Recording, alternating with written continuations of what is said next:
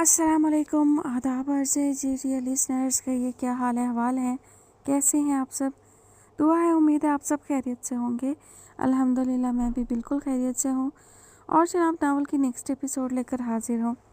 Novel का नाम है मेरा सारा ज़ंग उतार दो। मुसन्निफ़ा है अफ़शां आफरीदी।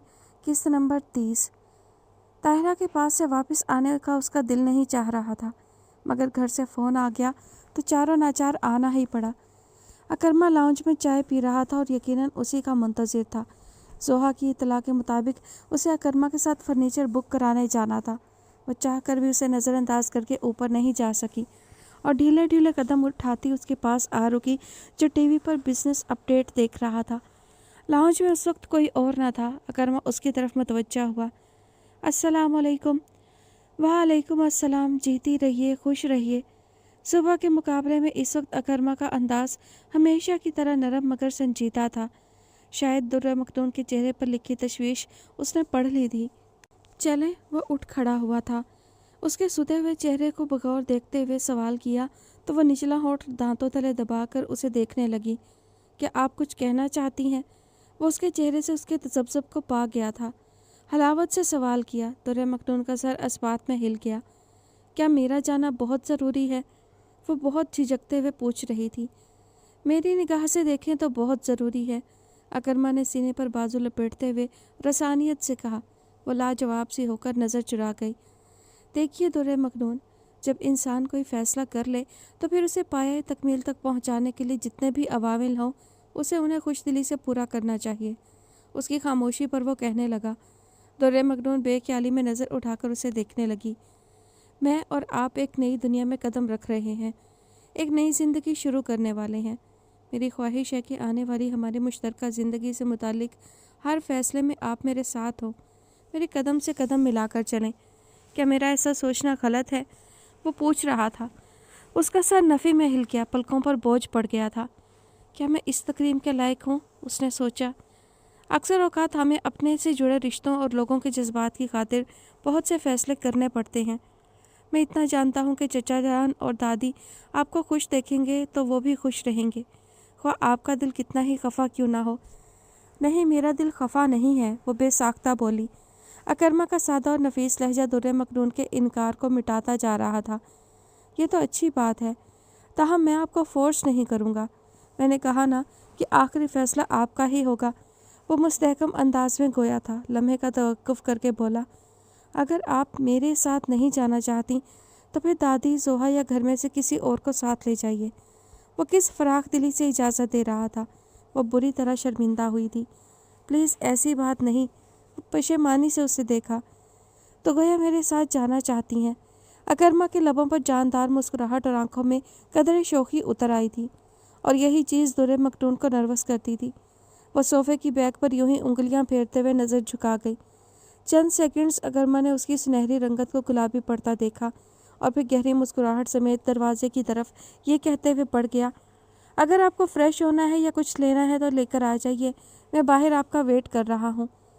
जब ओखली में सर दिया तो मूसलों से क्या डरना। अकरमा को जाता देखकर उसने सोचा और गहरी सांस भरकर दादी को अपने जाने का बताने के लिए ऊपर चली आई। ये अलग बात कि दादी से नज़र मिलाते हुए उसे बड़ी शर्म महसूस हो रही थी। साथ बैठी जोहा ने भी तो खूब छेड़ा उसे। उसने अलमारी से कपड़े निकालने चाहे तो साथ रखे वॉलेट के नीचे दबी चेक बुक पर नज़र पड़ी। ये चेक बुक मुजफ्फर साहब ने उसे दे रखी थी, जो उसके वालिद जाहिद साहब के अकाउंट की थी। घर बेचने के बाद जो भी रकम उन्होंने इन्वेस्ट की, उसका मुनाफा भी इसी अकाउंट में आता था। शायद मुझे इसे ले जाना चाहिए। जहेज़ के लिए भी इसी अकाउंट में पैसा जमा कराया था मामा ने। उसने दर्द से चूर होते हुए सोचा और चेकबुक बैग में मुंतकिल करती नीचे उतर आई। अकरमा पोर्च में ड्राइविंग सीट के बराबर वाली सीट का दरवाज़ा खोले उसका मुंतज़िर था। काश गुज़रे 3 साल मेरी ज़िंदगी में ना आए होते तो आज इस शानदार शख्स के साथ पर मैं खुशी से निहाल हो गई होती। ए काश। मुज़महल करती सोच समेत वो अंदर बैठ गई थी। चंद मिनटों के बाद वो उसे लिए फर्नीचर के शोरूम में दाखिल हो रहा था। जदीद और इंतहाई नफीस फर्नीचर का ये 4 मंजिला शोरूम बहुत खूबसूरत था। कितनी ही देर वह अकरमा के साथ कदरे फासले से चलती इर्द गिर्द रखे फर्नीचर को देखती रही। फिर एक जगह जाकर उसकी नज़र रुक गई। वो हैंड कार्व्ड इंतहाई खूबसूरत बेड था, जिसके क्राउन पर बना डिज़ाइन बहुत नफीस और दीदा ज़ेब था। اس کا ذہن چند سال پیچھے چلا گیا۔ بس میں ڈبل بیڈ ہی لوں گی ماما۔ ارے تمہیں کیا کرنا ہے ڈبل بیڈ کا، وہ بھی کنگ سائز؟ اکیلے ہی تو رہنا ہے تمہیں اپنے روم میں۔ ماما کو سخت اختلاف ہوا تھا۔ کیوں اکیلے کیوں؟ آپ بھی تو سویا کریں گی نا کبھی کبھی میرے ساتھ، جب مجھے بخار ہوگا یا طبیعت ٹھیک نہیں ہوگی تو آپ ہی تو میری تیمارداری کیا کریں گی۔ اب یہ تو انصاف کی بات نہیں ہے نا کہ میں بستر پر سوؤں اور آپ کرسی پر۔ وہ ماں کے کندھے سے لگ کر انہیں منانے کی بھرپور صحیح کر رہی تھی۔ بہت بہت شکریہ، آپ کو انصاف کے تقاضوں کی فکر کرنے کی کوئی ضرورت نہیں ہے۔ صوفیہ نے مسکراہٹ دبا کر اسے صاف انکار کیا تو وہ منہ بسورنے لگی تھی۔ پھر بابا نے بھی اس کا ساتھ دیا، مگر ماما کی نہ ہاں میں نہیں بدلی۔ ہرگز نہیں، بس سنگل بیڈ پسند کرو اپنے لیے۔ جب تمہارے جہیز کی خریداری کے لیے آؤں گی تب اپنی مرضی کا بیڈ روم سیٹ لینا۔ انہوں نے انکار کرنے کے ساتھ ساتھ وعدہ بھی کر لیا۔ پکی بات، اس وقت انکاری تو نہیں ہو جائیں گی؟ اس نے بے اعتمادی کا مصنوعی مظاہرہ کیا۔ چہرے پر ناراضگی بھی تھی۔ صوفیہ نہ چاہتے ہوئے بھی مسکرا دیں۔ نہیں ہوں گی بابا، نہیں ہوں گی۔ اس وقت جو چاہو جیسا چاہو لے لینا۔ ماں بیٹی کے درمیان بلا کی انڈرسٹینڈنگ اور بے تکلفی تھی۔ تو بس پھر ڈن، میں ڈیزائنر فرنیچر لوں گی۔ اس کی فرمائش پر انکار ہو جائے تو کم پر تو وہ راضی ہوتی ہی نہیں تھی۔ Okay done. صوفیہ نے محبت سے اس کا ہاتھ تھام لیا تھا اور آج اس ڈیزائنر شو روم میں وہ اکرما کے ساتھ کھڑی تھی۔ کیا یہ پسند ہے آپ کو یا کوئی دوسرا اچھا لگا ہے؟ اکرما کا استفسار اسے ماضی سے حال میں کھینچ لایا تھا۔ سبھی اچھے ہیں، کوئی سا بھی لے لیں، بے اختیار اس کے لبوں سے نکلا تھا۔ پھر یکدم اکرما کے چہرے پر نظر پڑی تو زبان دانتوں تلے دبا لی۔ ہر اچھی چیز ضروری نہیں کہ پسند بھی آئے، آپ اپنی چوائس بتائیے۔ اکرما کا انداز بتا رہا تھا کہ وہ اسے اس طرح جانے نہیں دے گا۔ اگر پوری رات بھی وہ یہاں خاموش کھڑی رہتی تب بھی اگلے دن فیصلہ اسے ہی کرنا تھا۔ لہٰذا اس نے بادل نخواستہ مختلف ڈیزائنز کو بغور دیکھا اور پھر ان میں سے ایک نہایت پروقار سا سیٹ پسند کر لیا۔ اس کے بعد اکرما اسے صوفوں کے ڈپارٹمنٹ میں لے آیا اور وہاں ان دونوں نے مل کر بیڈ روم سیٹ سے میل کھاتا صوفہ سیٹ پسند کیا۔ ساتھ میں میز تھی۔ اس کے بعد کمرے کی ڈیکوریشن کے لیے در مکنون نے خود ہی مختلف اشیاء منتخب کیں اور اس پر اس نے اکرما کو لیکچر دینے کی زحمت سے بچا لیا تھا۔ اگر انکل شیرازی، دادی اور اکرما اس سے خوش ہوتے ہیں تو پھر ایسے ہی صحیح۔ اس سوچ کے ذہن میں آتے ہی اس نے کوشش کر کے خود کو متوجہ کیا، تاہم لاشعور میں چھپی ماما اور بابا کی یاد اسے ڈسٹرب کرتی رہی۔ اگر آج وہ دونوں ہوتے تو کس قدر خوش ہوتے، اور خود وہ بھی تو شاید ہواؤں میں اڑ رہی ہوتی۔ اکرما کو آرڈر کی فارمیلٹیز پوری کرنے کے لیے جاتا دیکھ کر اسے اچانک چیک بک کا خیال آیا تھا، جسے بعجلت شولڈر بیگ سے نکال کر اس کی طرف بڑھاتے ہوئے اسے ذرا اندازہ نہیں تھا کہ وہ خفا ہو جائے گا۔ یہ کیا ہے؟ اکرما نے قدرے حیرت سے اسے دیکھا۔ چیک بک، اس نے سادگی سے جواباً کہا تھا۔ تو مجھے کیوں دے رہی ہیں؟ بات سمجھ آنے پر واضح سوال کیا۔ آپ کو پیمنٹ جو کرنی ہے۔ اس نے مڑی ہوئی پلکوں والی آنکھیں واہ کی تو اکرما نے اسے نہایت سنجیدگی سے دیکھتے ہوئے سینے پر ہاتھ باندھ لیے۔ گویا آپ خود پیمنٹ کرنا چاہ رہی ہیں، وہ پوچھ رہا تھا۔ در مکنون کی سمجھ میں نہیں آیا کہ اسے کیا جواب دے۔ دیکھیے در مکنون، میں کوئی بزنس ٹائکون نہیں ہوں، بٹ ٹرسٹ می، میں اپنی بیوی اور فیملی کی ذمہ داری خود اٹھا سکتا ہوں۔ آپ کے لیے ضروریات زندگی مہیا کرنا میرا کام ہے، آپ کا یا آپ کے والد کا نہیں۔ اور یہ بات میں نے چچا جان سے بھی کہہ دی ہے، انہوں نے انڈرسٹینڈ کر لیا ہے، امید ہے آپ بھی سمجھ گئی ہوں گی۔ اس کا لہجہ قدرے تحکم بھرا تھا۔ در مکنون نے قدرے حیرت سے اسے دیکھا۔ مگر جہیز تو لڑکی والے دیتے ہیں، ہندوانہ رسم ہے یہ، جو کئی صدیاں ہندوؤں کے ساتھ رہنے کے باعث مسلمانوں نے بھی اپنا لیں۔ اسلام میں بیٹی وراثت میں حصہ دار ہوتی ہے، جہیز کے نام پر اسے چند چیزیں دے کر وراثت کے حق سے محروم کر دینا ناانصافی ہے۔ وہ سنجیدگی سے بولا تو در مکنون متاثر ہوئے بنا نہ رہ سکی۔ دوسرے لفظوں میں آپ مجھے میل شاونسٹ کہہ سکتی ہیں۔ اس بار مونچھوں تلے لب گہری مسکراہٹ لیے ہوئے تھے۔ بائی دا وے، کہیں اس وجہ سے تو آپ نے کفایت شعاری سے کام نہیں لے لیا؟ سنا ہے لڑکیوں کو ایسے معاملات میں ہونے والے اسپاؤس کے پیسے سے کوئی خاص ہمدردی نہیں ہوتی، لیکن اپنے پیسے کی بڑی فکر ہوتی ہے۔ وہ اسے چھیڑ رہا تھا۔ در مکنون کے لبوں پر بے ساختہ مبہم سا تبسم تیر گیا۔ ویسے اگر آپ چاہیں تو آپ کوئی دوسرا سیٹ بھی پسند کر سکتی ہیں، پیمنٹ ہوئی نہیں ہے، ابھی بھی موقع ہے آپ کے پاس۔ وہ جیسے اسے اکسا رہا تھا، جس کے اداس لبوں پر تیرتا تبسم گہرا ہوتا گیا تھا۔ جواب میں اس نے سر نفی میں ہلا دیا تھا۔ ساری فارمیلٹیز نپٹا کر وہ اسے لیے قریبی ریسٹورانٹ میں چلا آیا تھا۔ وہ انکار کرنے کا سوچتی ہی رہ گئی۔ ہجوم میں لوگوں میں اسے عجیب طرح کی وحشت ہوتی تھی، جیسے پہچان لیے جانے کا خوف ہو۔ تاہم ریسٹورانٹ کی خنک سی فضا میں زیادہ لوگوں کا رش نہیں تھا۔ اکرما نے سب سے الگ تھلگ لگی ٹیبل کا انتخاب کیا تھا، اور جب پہلے اسے بیٹھنے کے لیے کہا تو اس نے قصداً وہ کرسی چنی جس پر بیٹھنے سے پورے ریسٹورانٹ کی طرف اس کی پشت ہو گئی تھی۔ اکرما اس کی گھبراہٹ کو محسوس کر رہا تھا، مگر انجان بنا رہا، جبکہ وہ روم روم پہ غلبہ پاتی لرزش کو چھپانے کی صحیح حاصل کرتی ارد گرد کا چور نظروں سے جائزہ لیتی رہی۔ بمشکل اکرما کی باتوں کی طرف دھیان لگا پا رہی تھی۔ ویٹر آیا تو مینیو کارڈ پر طاہرانہ نظر دوڑا کر اس نے واپس ٹیبل پر رکھ دیا تھا، اور پھر جو نمبرز اکرما نے آرڈر کیے اس نے بھی میکان کے انداز میں وہی دہرا دیے۔ گڈ، ہم دونوں کی چوائس تو بہت ملتی ہے، ویٹر کے جاتے ہی وہ بولا تھا۔ انداز میں ستائش تھی۔ درِ مختون کی سبیہ پیشانی باعث ندامت جھک گئی، مگر وہ کیا کرتی، کچھ بھی تو اس کے اختیار میں نہیں تھا۔ ذہن جو جسم کی تمام تر مشینری کو چلاتا ہے، اسے کنٹرول کرتا ہے، جب وہی قابو میں نہ رہے تو پھر انسان کیا کرے؟ درِ مختون کا ذہن بھی اس کے اختیار سے باہر تھا، البتہ وہ زیادہ دیر شرمندگی کے حصار میں قید نہ رہ سکی، اور اکرما نے اسے اپنے ساتھ غیر محسوس طریقے سے باتوں میں لگا لیا۔ اس ساری گفتگو کا مثبت پہلو اس کے لیے یہ تھا کہ اکرما اسے بولنے پر زیادہ مجبور نہیں کر رہا تھا، اور اس کی زیادہ تر باتیں محض سننے والی تھیں، اور پچھلے 3 سالوں میں جو کردار اس نے سب سے اچھا نبھایا تھا وہ تھا ایک سامع کا کردار۔ لہٰذا اس وقت بھی وہ ایک اچھے سامع کی طرح اس کی باتوں کو بغور سن رہی تھی، جو اکرما کے کولیگز اور اس کے اسٹوڈنٹس سے متعلق تھیں، یا پھر اس کی اسٹڈیز سے۔ آج اکرما کی ذاتی زندگی سے ہٹ کر اس کی پیشہ ورانہ زندگی کے متعلق بھی کافی کچھ معلوم ہوا، اور وہ دل ہی دل میں حیران ہوتی رہی کہ اتنا قابل ذہین اور کامیاب شخص اس کا طالب ہے جو زندگی کی ریس میں بہت پیچھے رہ گئی ہے۔ مزیدار کافی پینے کے بعد بالآخر وہ وہاں سے نکلے، اور اس بار بھی اکرما اس کے لیے کار کا دروازہ کھولے منتظر کھڑا ہوا تو وہ جھیپ سی گئی۔ پھر گھر تک کا راستہ اکرما کی ہلکی پھلکی باتوں میں کٹا۔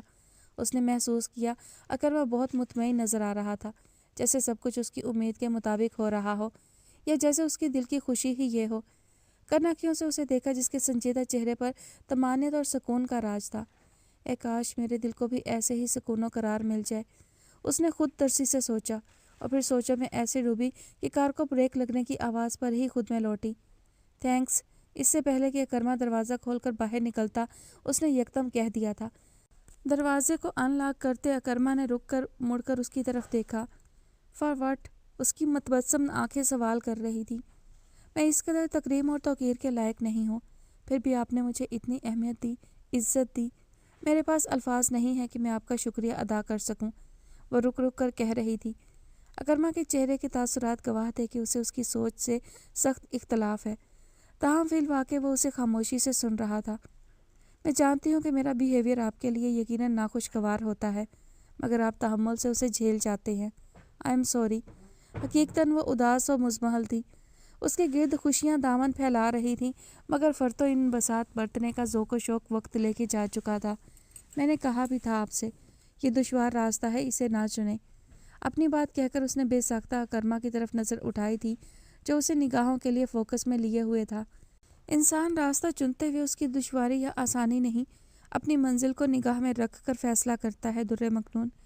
میں اپنے فیصلے سے بہت مطمئن ہوں، اور جب انسان کو اپنے فیصلے پر اعتماد ہوتا ہے تو راستہ کی دشواری گراں نہیں گزرتی۔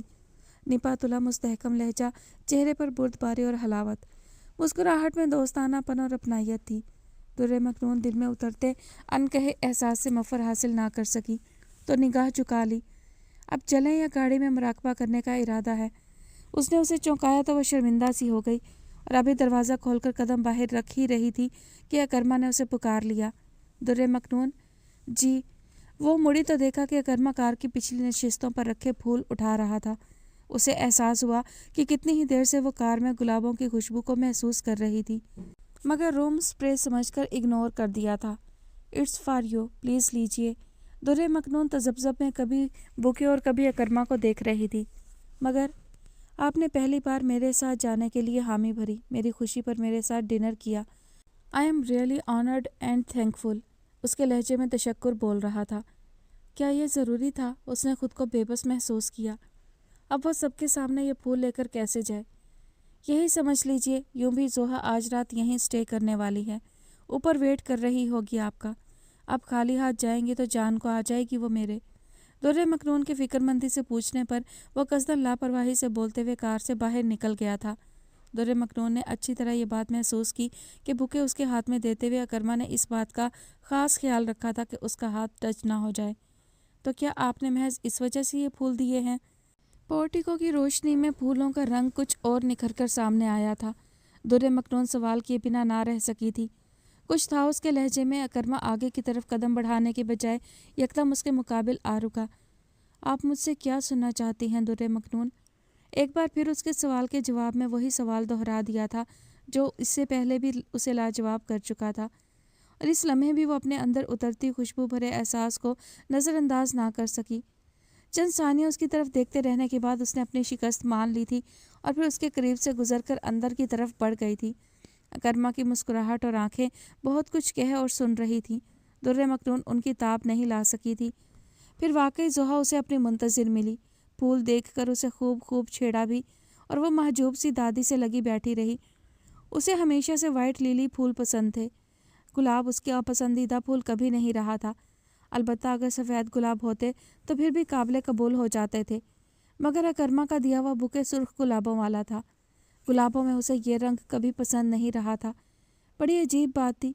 पूरी दुनिया गुलाब की, ख़ास तौर पर सुर्ख गुलाब की दीवानी थी, जबकि उसे ये रंग बहुत ज़्यादा मतवज्जा नहीं करता था। मगर आज जब उसने कमरे में आकर दरवाज़ा बंद किया तो सिरहाने रखे बुके ने उसकी तवज्जो अपनी जानिब मबजूल करा ली थी। उसने हाथ बढ़ाकर उसे उठा लिया और फिर गुलाबों पर चेहरा झुकाते हुए उसने गुजरे कल और आज के दिन का हर लम्हा याद किया। सुबह अकरमा से होने वाली गुफ्तगू से लेकर इस बुके तक अकरमा के हर रवैये को जांचा। या अल्लाह, क्यों है ये शख्स इस कदर अच्छा कि इसकी इज्जत करने को दिल चाहता है? कितना केयरिंग कि मेरा हर गम मिटता चला जाता है। क्या सहर है तेरे इस बंदे में है मेरे मालिक कि इसकी हमदर्दी मेरे ज़ख्मों के लिए मरहम का काम देती है। दिल चाहता है उस पर एतबार कर लूँ, मगर अपना वो खोया हुआ एतमाद और भरोसा कहाँ से वापस लाऊं? नया रिश्ता जो बनने जा रहा है उसे कैसे दिल से कबूल करूं? ऐ मेरे रब, तू मुझे हिम्मत दे, हिकमत अता कर या अल्लाह। गुलाब के फूलों की नरमाहटें भी हकीकत के कांटों की चुभन कम नहीं कर सकी थी। उसने आंखें बंद करके दिल से दुआ मांगी थी। एयरपोर्ट के डिपार्चर लाउंज में शहरीन और मैमूना बेगम को सी ऑफ कहने उसे एमरजेंसी में आना पड़ा था। अपना ख्याल रखना ज़वी, और जितनी जल्दी हो सके आका जान से मिलने आ जाना लाहौर। मैमूना बेगम बहुत मुतफक्किर थी। मोहब्बत और लजाजत से बोली तो उसके माथे की रगें तन गईं। मुझे इतनी जल्दी छुट्टी नहीं मिल सकती। आजकल तो यूं भी ऑडिट स्टार्ट हो चुका है। उससे साफ इनकार भी ना हो सका, ताहम इकरार भी नहीं किया। मैं समझती हूँ बेटा, लेकिन आका जान की जान तुम में अटकी है। वो भले ज़ुबान से ना कहें, मगर हमें पता है कि तुम्हारे लाहौर से चले जाने के बाद वो बीमार रहने लगे हैं। वो ठीक हो जाएंगे इंशाल्लाह, आप ज़्यादा स्ट्रेस ना लें। मैमूना के चेहरे से ही फिक्रमंदी झलक रही थी। उसे तसल्ली देनी पड़ी, जिस पर मैमूना उदासी से उसे देखती आगे बढ़ गई थी। तुम्हारे कहने से नहीं, तुम्हारे कुछ करने से ही ठीक हो सकते हैं वो, और ये बात मुझे अच्छी तरह पता है। साथ चलती शहरीन ने उसे कसदन जताया था। अच्छा, वो वाकई जल भून गया था, तो फिर वो कुछ क्या है जिसके करने से वो ठीक हो सकते हैं, ये भी बता दो। तुम शादी कर लो ज़वी। कैसे करूं? तुमने तो इनकार कर दिया है, तंजिया लहजे में बेजारी से बोला। दुनिया में पागलों की कमी नहीं है, तुम्हें भी कोई ना कोई मिल ही जाएगी, शहरीन ने दूबदू जवाब दिया था। पता है तुम्हारा मसला क्या है? वो एक आलम तैश में उसे घूर रहा था। मैमूना फूफी का ख्याल ना होता तो एक हाथ जड़ने से भी ना चूकता, जबकि वो बड़े इत्मीनान से पूछ रही थी।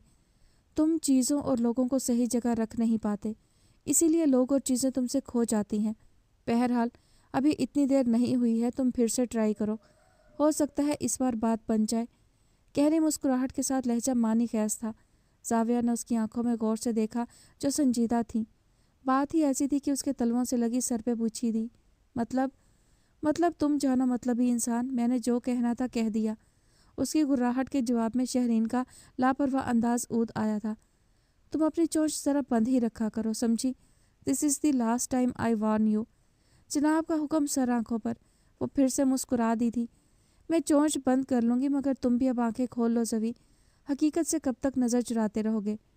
Don't escape, face it. Boarding शुरू हो चुकी थी। शहरीन जाते जाते उसके कानों में जहर टपकाती गई, और वो तैग सिफ्त नज़रों से उसे घूरता महज मुट्ठियाँ भींच कर रह गया। जगह और मौका ऐसा नहीं था कि वो कुछ कर पाता।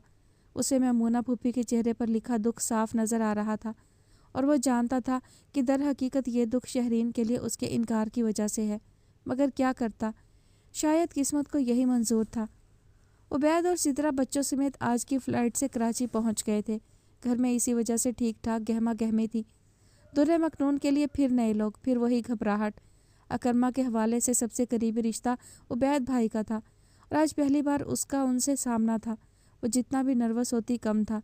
सुबह ताहिरा उसे अपने साथ एक काउंसलिंग में ले गई थी। रिश्ता इज़्दवाज में मुंसलिक तो मुख्तलिफ लोगों के हकूक़ व फ़राइज़ के अलावा आपस में हम आहंगी मुताबकत पैदा करने के ज़रूरी असूल व ज़वाबित से आगाह करता ये दर्सनुमा सेमिनार उसके लिए बहुत मामूल साबित हो सकता था।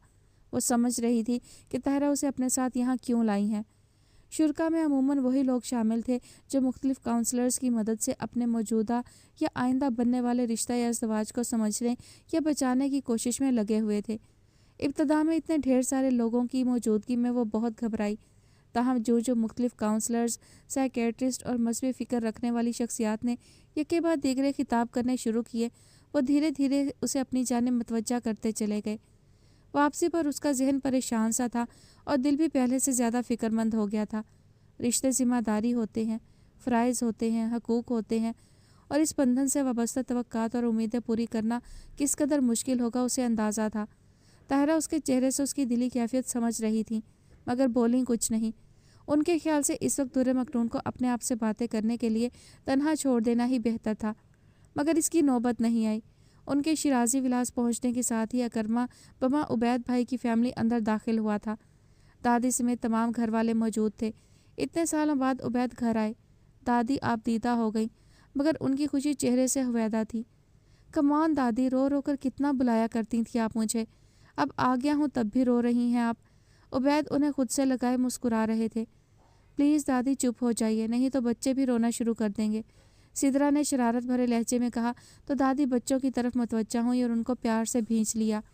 घर में यकदम रौनक उतर आई थी। आसिफ के साथ साथ दुर्रे मखनून भी उनसे पहली मर्तबा मिल रही थी। आसिफ से उनका तारुफ सायरा ने कराया था, मगर दुर्रे मखनून का नहीं। और ये मेरी बेटी दुर्रे मखनून, तुम्हारी होने वाली भाभी। मुज़फ़्फ़र साहब ने दूर खड़ी दुर्रे मखनून को पास बुलाकर शफ़क़त से सर पर हाथ फेरा और उन दोनों से मुतारफ़ कराया तो सायरा पहलू बदल कर रह गई। अब समझ में आया अकरमा कि तुम क्यों हर बार इनकार कर दिया करते थे। तो गोया ये था वो गोहरे नायाब जिसकी तलाश थी तुमको। सिदरा हंसमुख और बेतकल्लुफ़ थी। अकरमा महज मुस्कुरा कर रह गया, जबकि दुर्रे मखनून के चेहरे पर सुर्खी फैलने लगी थी।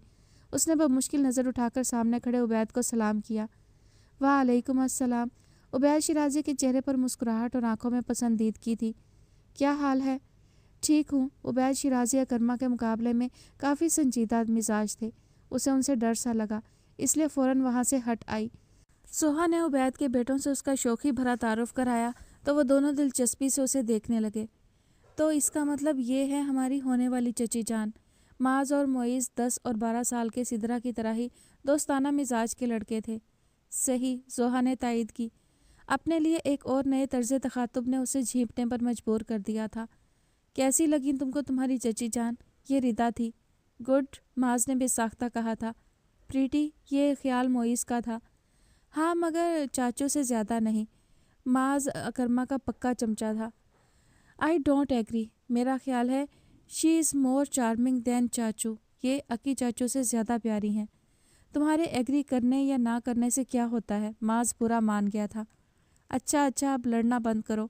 आओ मैं तुम्हें तुम्हारी चची जान का लव बर्ड्स कलेक्शन दिखाऊं। सैफ ने बिलाखिर बीच में कूद कर दोनों को मतवज्जा किया और साथ लेकर बाहर निकल गया।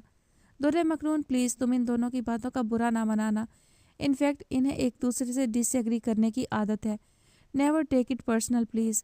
सिदरा ने बच्चों के जाते ही उसका हाथ थामकर माजरती लहजे में कहा तो वो महज सर हिलाकर रह गई। माज असल में अकरमा का पक्का चमचा है। तुम साथ रहोगी तो पता चल जाएगा तुम्हें। लास्ट ईयर अकरमा आया था समर वेकेशंस में हमारे पास रहने। समझो जितने दिन वो हमारे यहाँ रहा, माज का सोना, जागना, उठना, बैठना, खाना पीना बस अकरमा के साथ ही था। तुम उसके अजीज़ तरीन चाचू की होने वाली बीवी हो। तुमको भी बहुत प्यार करेगा वो, मगर फ़िलहाल मोइज़ से इख्तलाफ करना ज़रूरी था उसके लिए। पता नहीं उसके चेहरे पे क्या लिखा था कि सिदरा ने वजाहत देनी ज़रूरी समझी। प्लीज़ डोंट वरी, मुझे कुछ बुरा नहीं लगा।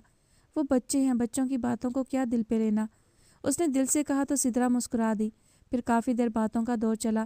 درِ مکنون ایک طرف خاموشی سے بیٹھی سب کو سنتی رہی. اس گھر میں کتنے رشتے تھے اور اب یہ تمام رشتے اس کے اپنے ہونے جا رہے تھے. وہ خود میں عجیب سا محسوس کر رہی تھی. اس نے دیکھا اکرمہ عبید بھائی کے آنے سے بہت خوش لگ رہا تھا. دادی اور مظفر صاحب کے ساتھ ساتھ بقیہ تمام لوگ بھی مسرور تھے. اسے شیرازی ولاز میں عبید شیرازی کے مقام کا ادراک ہوا. گویا والدین کے انتقال کے بعد بھی ان دونوں بھائیوں کی حیثیت مسلم تھی. خاص طور پر سائرہ شیرازی کے رویے پر اسے قدرے حیرت ہوئی.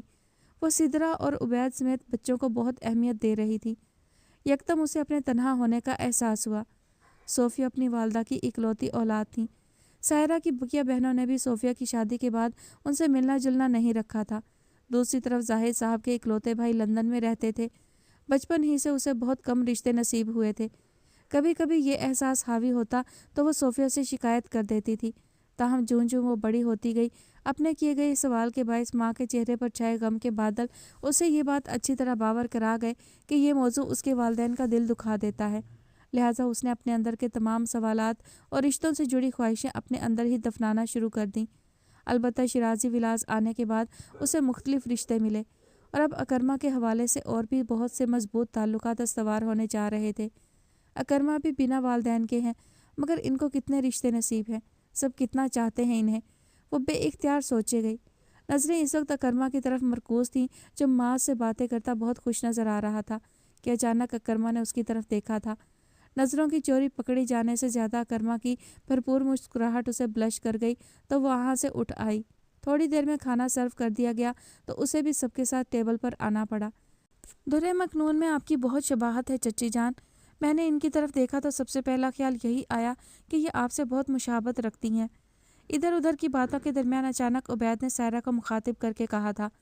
اکرمہ, دادی اور مظفر صاحب نے بے ساختہ سائرہ کی طرف دیکھا جبکہ درِ مکنون کی درس دیدہ نظریں بھی ان کا ہی حصار کر گئی تھیں.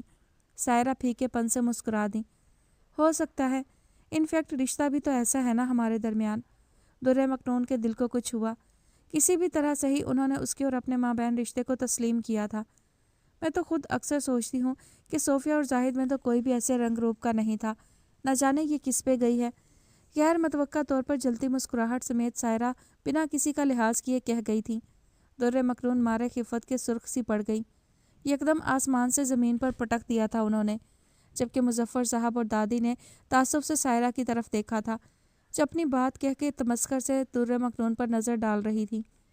چلے اب تو پتہ چل گیا نا کہ درِ مکنون بالکل آپ پر گئی ہیں, اور میرے خیال میں میرا یہ ریمارک آپ دونوں ہی کے لیے کمپلیمنٹ ہے. کیا خیال ہے سدرا؟ عبید نے متانت سے کہہ کر بیوی سے استفسار کیا. بالکل ٹھیک کہا آپ نے, مجھے بھی ایسا ہی لگا تھا. سدرا مسکرا رہی تھی. شاید اسی لیے مجھے ہمیشہ ایسا محسوس ہوا جیسے میں نے درِ مکنون کو پہلے بھی کہیں دیکھا ہے. یقیناً یہ چچی جان کی شباہت ہے جو مجھے کئی بار سوچنے پر مجبور کرتی تھی. اکرمہ نے سرخی مائل چہرے کو پلیٹ پر سر جھکائے بیٹھی درِ مکنون کو دیکھ کر سوچا تھا, جو اپنے والدین کے مذاق اڑائے جانے پر بہت دل گرفتہ لگ رہی تھی. جبکہ سائرہ ایک بار پھر پھیکے پن سے مسکرا دی تھی. بھابھی آپ نے کچھ شاپنگ کی سڈنی سے یا سب کچھ کراچی سے ہی لینا ہے؟ سوہا ٹیبل پر خاموشی محسوس کی تو موضوع بدلنے کی خاطر سدرا کو مخاطب کر لیا تھا. ارے کہاں, سڈنی میں بچوں کے ایگزامز چل رہے تھے اس لیے بزی رہی. یہیں سے لوں گی سب کچھ. تم لوگ چل سکتی ہو کل میرے ساتھ؟ میرا خیال ہے ہم چاروں چلیں گے. سدرا نے ردا اور درِ مکنون بیک وقت دونوں کی طرف دیکھ کر کہا تھا. آف کورس, سوہا دل و جان سے تیار تھی. میرا مشکل ہے بھابھی, کل کچھ کام ہے مجھے, ردا نے معذرت کی تھی. کیوں؟ کل آصف کی تھیراپی ہے اس لیے نہیں جاؤں گی. چلی جانا ردا بھائی, میں معذور ہوا ہوں, تم تو نہیں. تم جانا, انجوائے کرنا. اس سے پہلے کہ کوئی کچھ کہتا آصف خود ہی بول پڑا تھا. جملہ ہی ایسا تھا کہ حاضرین کے لبوں پر یکدم کفل پڑ گئے. کم آن, ایسی بات نہیں ہے آصف بھائی, آپ بھی بس چند دنوں کے لیے اس ویل چیئر کے محتاج ہیں. علاج چل رہا ہے آپ کا, بہت جلد ٹھیک ہو جائیں گے آپ. سوہا نے ہی ایک بار پھر بات سنبھالی تھی. چند دن کے لیے صحیح, ہوں تو محتاج ہی نہ. آصف تمسخرانہ انداز میں ہنس پڑا تھا. ماحول میں یکدم کشیدگی در آئی تو ردا نے سب سے پہلے کرسی چھوڑی اور یوں دھیرے دھیرے سبھی میز سے اٹھتے چلے گئے. سب ٹھیک ہو جائے گا چچا جان, آپ زیادہ تردد نہ کریں. میں نے سڈنی کے بون اسپیشلسٹ سے کنسلٹ کیا تھا. اکرمہ نے رپورٹس بھیجی تھی مجھے آصف کی. मेज़ पर मुजफ्फर साहब और वो दोनों भाई अकेले रह गए तो उबैद ने चचा के हाथ पर हाथ रखते हुए हमदर्दी से कहना शुरू किया। उसका कहना है कि आसिफ का केस होपलेस नहीं है। थेरेपी और विल पावर के ज़रिए वो एक बार फिर अपने पैरों पर चलने के काबिल हो जाएगा। अलबत्ता इसमें कुछ वक्त लग सकता है। अल्लाह करे ऐसा ही हो। मेरी बच्चियाँ बहुत दुख उठा चुकी हैं, आगे अल्लाह उन्हें सुख दे। अफसुर्दगी से कहते मुजफ्फर साहब भी बिलाखिर उठ गए तो उबैद ने उलझे हुए अंदाज में अकरमा की तरफ देखा और चूंकि वो जानता था कि उबैद सवाल करेगा इसलिए फ़िलहाल खुद भी वहाँ से उठ गया। ताहम रात को जब सब सोने के लिए चले गए उबैद ने उसको घेर लिया था। Is everything all right अकरमा? क्या ज़ारा या जोहा को कोई प्रॉब्लम है? मुजफ्फर साहब के बच्चियाँ कहने पर वो चौंक गए थे। दिल में सवाल थे। उसे घर के माहौल में कशीदगी महसूस हुई थी। नहीं, ऐसा कुछ नहीं, वो दोनों खुशबाश हैं। तो फिर चचा जान ने बच्चियाँ क्यों कहा? उनका मतलब दुर्रे मखनून और रिदा से था। इनफैक्ट दुर्रे मखनून के लिए बहुत ज़्यादा फिक्रमंद रहते हैं वो। लान में कुर्सियों पर बैठे वो दोनों बातें कर रहे थे कि अचानक उबैद को मुजफ्फर साहब की कही कुछ देर पहले की बात याद आई। सिदरा और बच्चे सोने जा चुके थे। उबैद अलबत्ता कुछ घंटों की नींद फ्लाइट पर ले चुके थे, इसलिए आराम से बैठे थे। कमाल है, चची जान के अंदाज से तो लग रहा था जैसे उन्हें दुर्रे मखनून से कोई ख़ास दिलचस्पी नहीं, जबकि रिश्ता तो उनका बनता है। मुझे कुछ अजीब सा लगा उनका रवैया। अब तुम बता रहे हो कि चचा जान दुर्रे मखनून के लिए परेशान है, मगर क्यों? इतना अच्छा रिश्ता तो मिल गया है दुर्रे मखनून को, लाइफ सेट होने जा रही है उसकी। उबैद के अंदाज में उलझन थी, जैसे वो ये सब समझने की कोशिश कर रहे हों। चचा जान के अजीज़ तरीन दोस्त थे जाहिद अंकल। उनकी वाइफ सोफिया आंटी की अचानक डेथ के बाद वो खुद भी कार एक्सीडेंट में चल बसे। दुर्रे मखनून के लिए ये शौक खासा मोहलिक साबित हुआ। काफ़ी दिन वो डिनाइल में रहीं और अभी कुछ दिनों पहले भी नर्वस ब्रेकडाउन हुआ है। कई हफ्ते कोमा में रही हैं वो। चचा जान बेटी मानते हैं दुर्रे मखनून को। उसने बहुत से हकायक हज़फ करके मुख्तसर किस्सा भाई के गोश गुजार किया। कुछ था उसके चेहरे पर दर्ज। उबैद ने उसे बगौर देखा। ये सब तो मुझे मालूम है। उबैद ने गहरी सांस भरी थी। अब तो मुझे वो बात बताओ जो मैं नहीं जानता। क्या मतलब? बज़ाहिर अनजान बनते वो दिल ही दिल में फ़िक्रमंद हो गया था। मतलब ये कि तुमने अचानक शादी का फ़ैसला कैसे कर लिया, वो भी दुर्रे मखनून जैसी लड़की से? आई मीन बेशक वो बहुत गुड लुकिंग है, इसमें तो कोई दो राय हो ही नहीं सकती, मगर जहाँ तक मैं जानता हूँ शादी के लिए तुम्हारा क्राइटेरिया कुछ और था। सिदरा ने कमोबेश इसी उम्र की लड़की दिखाई थी तुमको और तुमने साफ इनकार कर दिया था। वजह तुम्हारा एज डिफरेंस था। तो अब तुम दुर्रे मखनून के लिए किस तरह राज़ी हो गए, जबकि वो भी तुमसे 7-8 साल तो छोटी होगी ही। उबैद को हकीकतन दुर्रे मखनून से मिलकर हैरत हुई थी। रिदा की शादी की स्नैप्स को के सिदरा ने उन्हें दिखाई थी, मगर हमेशा की तरह उन्होंने सरसरी ही सबको देखा था। उन दिनों बिजनेस की मसरूफियात भी बहुत ज़्यादा थीं। उम्र से मेरा मतलब मैच्योरिटी था और बस, जबकि दुर्रे मखनून बहुत मैच्योर हैं। भाई की इस्तफसार पर वो एतमाद से बोला था। तुम्हें लगता है कि तुम उसके साथ खुश रहोगे? उबैद के लहजे में भाई की मोहब्बत और उसके मुस्तकबिल के लिए फ़िक्रमंदी झलक रही थी। अकरमा बेसाख्ता मुस्कुरा दिया था। मुझे यकीन है। अंदाज़ ऐसा था कि उबैद के चेहरे पर भी तबस्सुम फैल गया। ज़िंदगी में तुमने जो भी फ़ैसला किया, मैंने तुम्हें हमेशा सपोर्ट किया है। मुझे तुम्हारे इस फ़ैसले से भी खुशी हुई है। मैं हमेशा सोचता था कि वो लड़की बहुत लकी होगी जो तुम्हारी लाइफ पार्टनर बनेगी, मगर दुर्रे मखनून को देखकर लगा तुम भी कुछ कम खुशकिस्मत नहीं हो। I wish you all the best. उसका शाना थपथपाते हुए उबैद पुरसकून थे। थैंक्स भाई। अकरमा ने मोहब्बत से भाई की तरफ देखा। बस मुझे चची जान के रवैये से थोड़ी कोफ्त हुई है। दुर्रे मखनून भी बहुत सहमी हुई सी लगी मुझे। चची जान का मिजाज तो आप जानते ही हैं। मुफक्किर कह गए कि man live in the warm of time, मगर चची जान तो जैसे महज माजी में जी रही हैं। अपनी स्टेप सिस्टर से उनके जो भी डिफरेंसेस रहे वो अब तक उन्हें दिल से लगाए हुए हैं। दुर्रे मखनून से भी उनका दिल साफ नहीं। कुछ चचा जान का दुर्रे मखनून के लिए बहुत ज़्यादा हसास होना भी उन्हें हर्ट करता है। आपको तो मालूम ही है कि वो कितनी पॉजेसिव है। उसने भाई की तशवीश पर उसकी तवज्जो का रुख फेरा था।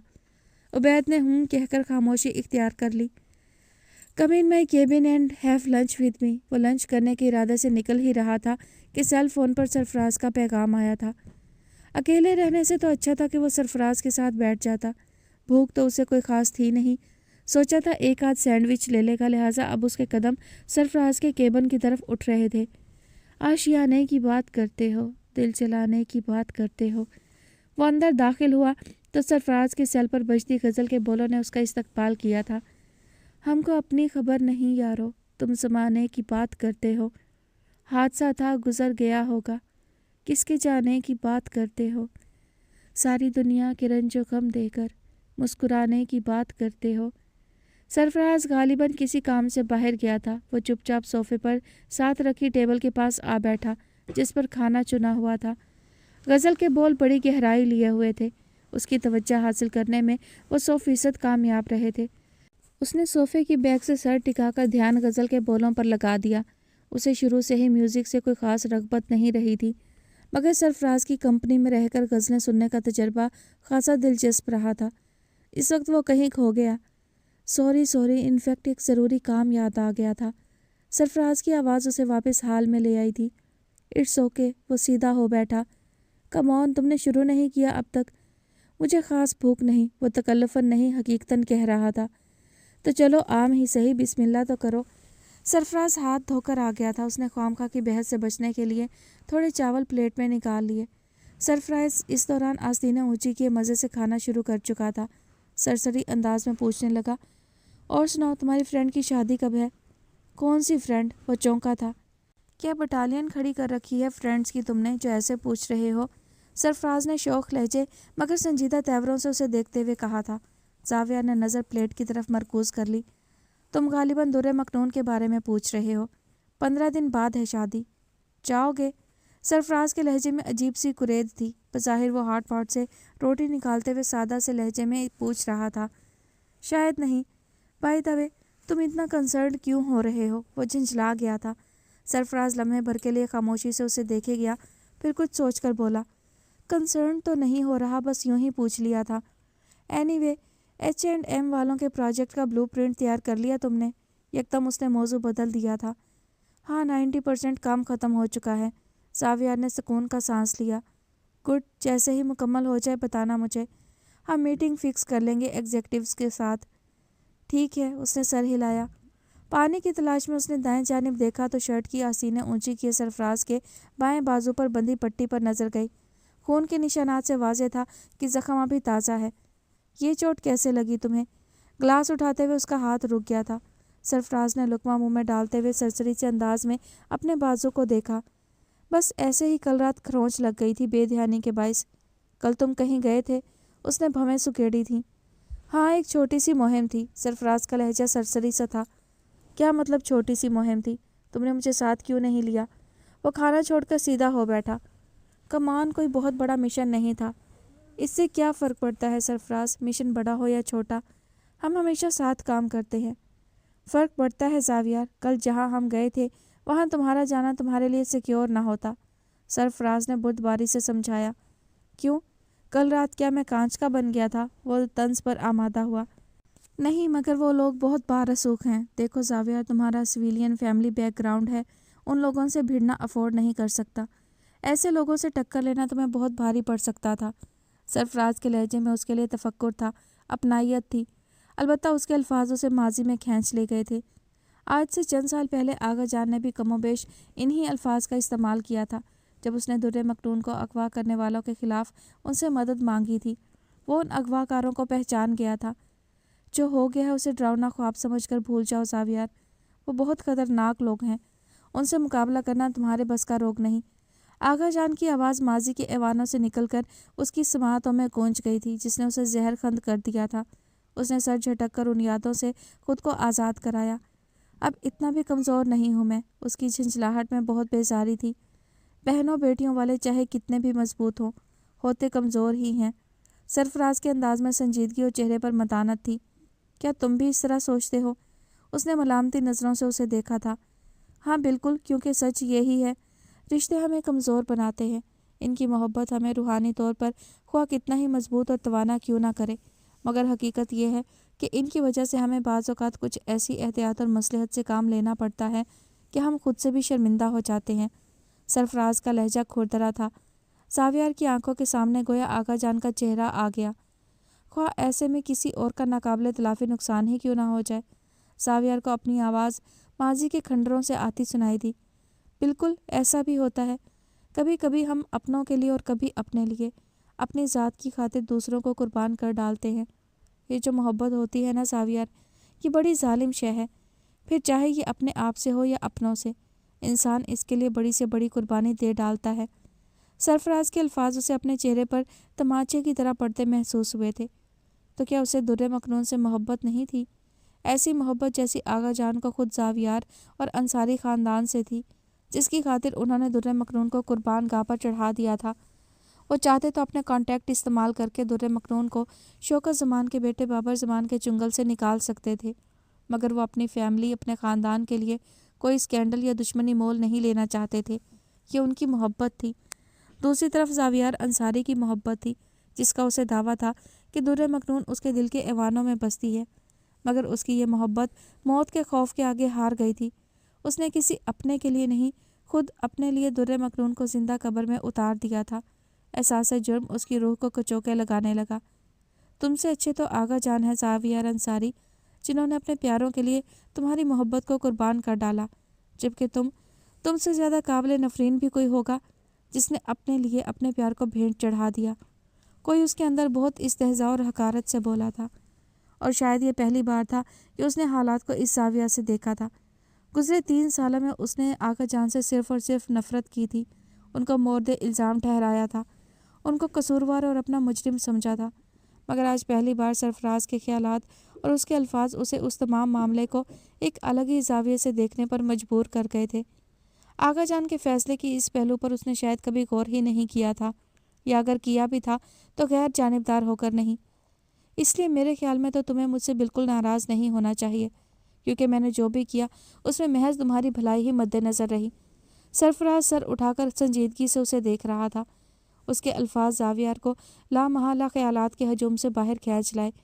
وہ یکدم اندرونی خلفشار کا شکار ہوا تھا، لہٰذا سرفراز کو ہونٹ بھینچ کر دیکھے گیا۔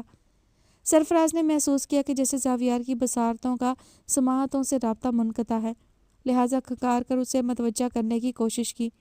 کچھ آیا سمجھ شریف میں؟ وہ ہلکے سے مسکرایا تھا۔ زاویار نے سر کو خفیف سا جھٹکا دیا اور کھانے سے ہاتھ کھینچ لیا۔ کچھ اور کہنا ہے تمہیں؟ وہ سرخ آنکھوں سے سرفراز کو دیکھتے ہوئے یکدم سپاٹ لہجے میں پوچھنے لگا تھا۔ مطلب؟ سرفراز حیران رہ گیا۔ مطلب یہ کہ مجھے ایک کام یاد آ گیا ہے، اجازت چاہوں گا۔ وہ اٹھ کھڑا ہوا تھا، لہجہ اکھڑا اکھڑا تھا۔ ناراض ہو کر جا رہے ہو؟ سرفراز اٹھ کر اس کے مقابل آ گیا۔ نہیں، مگر میں اس وقت کچھ اچھا محسوس نہیں کر رہا۔ میرا خیال ہے کہ مجھے آرام کی، سکون کی ضرورت ہے۔ اس کے لہجے میں محسوس کی جانے والی تھکن تھی۔ آخر وہ کس سے ناراض ہوتا رہے گا؟ یقیناً تمہیں آرام کرنا چاہیے، پچھلے کئی دنوں سے تم پر اوور برڈن ہے۔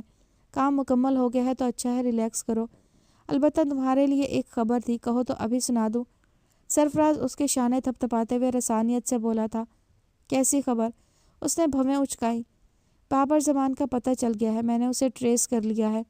سرفراز نے گہری جانچتی نظر سے اسے دیکھتے ہوئے وہ خبر سنائی کہ زاویار انصاری جیسے کسی خواب سے جاگ اٹھا۔ What you mean Babar Zaman? Are you sure سرفراز؟ اس ضراری انداز میں سرفراز کے کندھے کو دونوں ہاتھوں کی مضبوط گرفت میں لیتے ہوئے اس نے لاشعوری طور پر دباؤ ڈالا تھا۔ یس آئی ایم۔ سرفراز کا انداز ہنوز تھا۔ I don't believe it. خوشی اور اذیت کا ملا جلا احساس اس کے اندر اترا تھا۔ بالوں میں انگلیاں پھنساتے ہوئے اس نے کہا تھا، یقین کر لو، آخر 3 سال بعد صحیح میں نے اسے کھوج ہی لیا۔ سرفراز کے چہرے پر مسکراہٹ گہری ہو گئی تھی۔ کہاں ہے وہ؟ زاویار کی بےتابی قابل دید تھی۔ کوپن ہیگن میں۔ پاکستان میں نہیں ہے وہ گویا۔ سرفراز کے جواب پر اس کی مٹھیاں بھیج گئیں۔ نہیں، آج سے 3 سال پہلے ایک لڑکی کو اس کی نجی جیل سے بازیاب کرایا گیا تھا۔ سنا ہے اس لڑکی کے فادر نے اغوا اور ریپ کا کیس دائر کیا تھا بابر زمان کے خلاف۔ سرفراز بتا رہا تھا، اور زاویار کو یوں لگ رہا تھا جیسے کوئی درد اس کی رگوں کو چھیلتا جا رہا ہے۔ خون کے ساتھ جسم میں جیسے تیزاب دوڑ رہا تھا جو اس کی ہستی کو خاکستر کرتا جا رہا ہے۔ اسے اپنے لہو کی گردش اور دل کی دھڑکن تیز ہوتی معلوم ہو رہی تھی۔ اس کے کچھ مخالف بھی اس لڑکی کے فادر کے ساتھ مل گئے تھے۔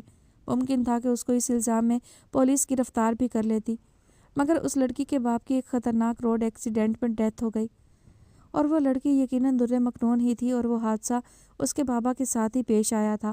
اس کا دل گواہی دے رہا تھا۔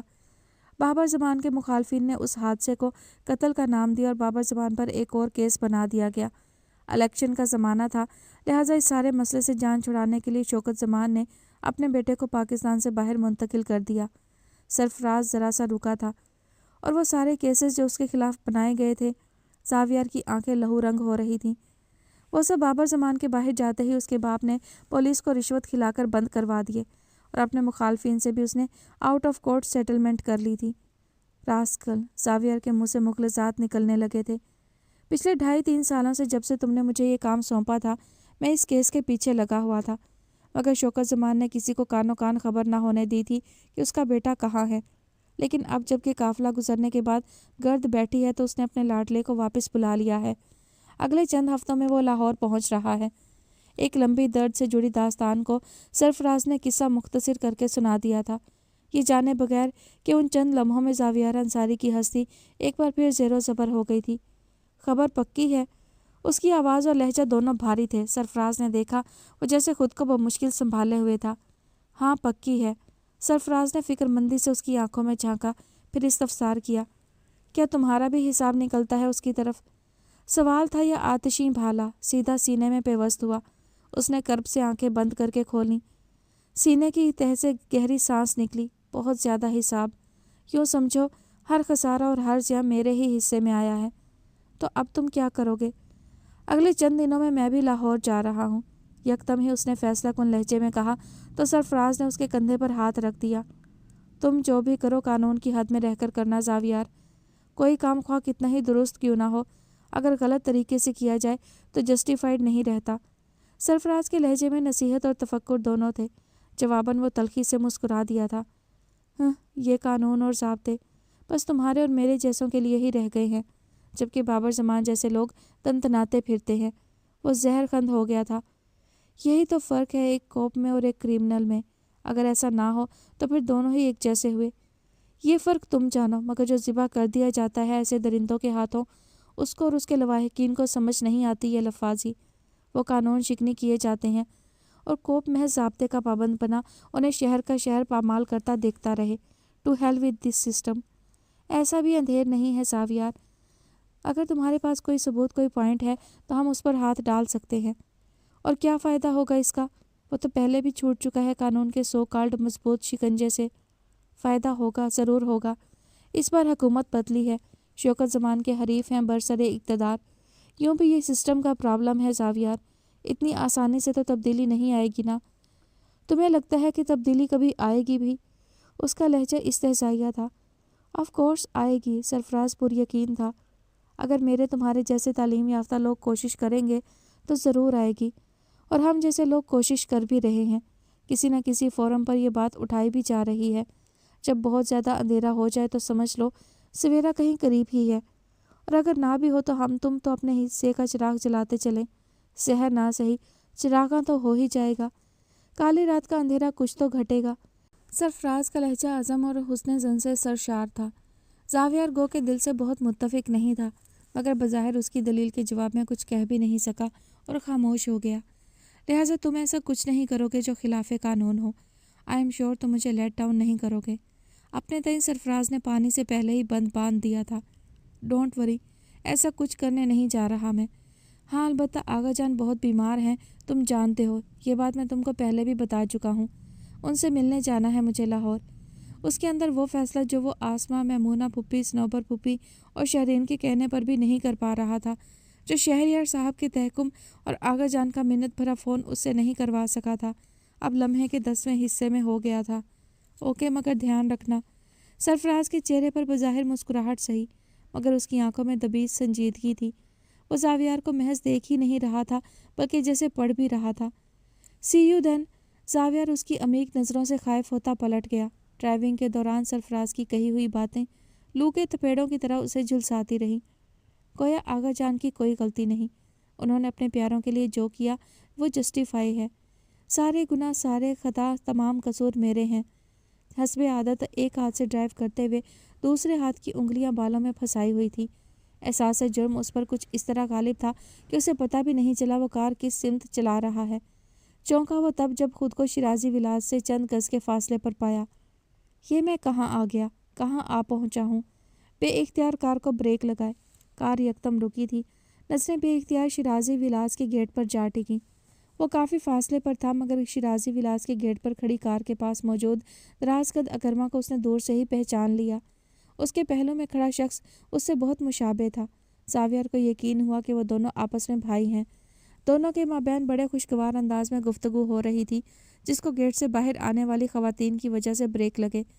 زاویار انصاری کی نگاہیں کیمل براؤن اور میرون کنٹراسٹ کے سوٹ میں ملبوس در مکنون کو باہر نکلتا دیکھ کر جیسے منجمد سی ہو گئی۔ چند دنوں بعد وہ اسے دیکھنے کا حق بھی کھو دے گا، اسے سوچنے کی اجازت بھی چھن جائے گی اس سے۔ اس کا دل جلنے لگا تھا۔ در مکنون اپنی سادگی میں بہت پروقار لگ رہی تھی۔ ساتھ چلتی دوسری عورت نے اسے جھک کر کچھ کہا تھا، جس پر وہ جھینپ سی گئی تھی۔ اس عورت کو اس نے پہلی بار دیکھا تھا۔ یقیناً وہ اکرما کی قریبی عزیز تھی اور در مکنون سے بے تکلف بھی۔ اسے یہ سادہ سے حلیے والی در مکنون کو دیکھ کر لاہور والی در مکنون یاد آ گئی، جو کس قدر نقصک سے رہا کرتی تھی، جس پر ہر رنگ خوبصورت لگتا تھا، جس کا لباس موسم اور فیشن کے مطابق ہوتا تھا۔ اسے جولری کا بھی شوق تھا اور نفاست سے میک اپ کرنے کا بھی، مگر آج وہ ان سب لوازمات سے کس قدر دور تھی۔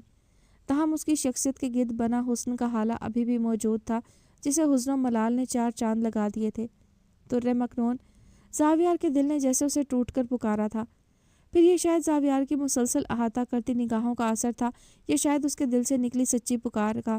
کار کا دروازہ کھول کر اندر بیٹھتی در مکنون نے یکدم پلٹ کر متضاد رخ میں دیکھا تھا، اور جیسے ایک لمحے کو اس کا تنفس ٹھہر سا گیا۔ وائٹ اکارڈ اور اس کی ڈرائیونگ سیٹ پر بیٹھا زاویار نگاہوں کا مرکز بنا۔ اتنی دور سے بھی زاویار کو اندازہ ہو گیا تھا کہ در مکنون کا چہرہ لمحہ بھر کے لیے سفید پڑ گیا ہے۔ پھر غالباً کار کے اندر سے کسی نے اسے پکارا تھا، جس پر چونک کر مڑتے ہوئے وہ خوف زدہ سی اندر بیٹھ گئی تھی۔ زاویار انصاری کے دل پر جیسے کوئی بوجھ آ گرا۔ پھر نہ جانے کتنی ہی دیر وہ سڑکوں پر پیٹرول پھونکتا رہا۔ بابر زمان کی خبر اور در مکنون کا ملنا اسے اندر سے مکمل طور پر اکھاڑ پچھاڑ کا شکار بنا گیا تھا۔ در مکنون کو ایک نظر دیکھنے کے بعد تو رگوں میں جیسے لاوا دوڑنے لگا تھا۔ بابر زمان کی درندگی کے جیتے جاگتے شکار کی تباہی اس کے اندر جیسے آتش فشاں کو مزید دہکا گئی۔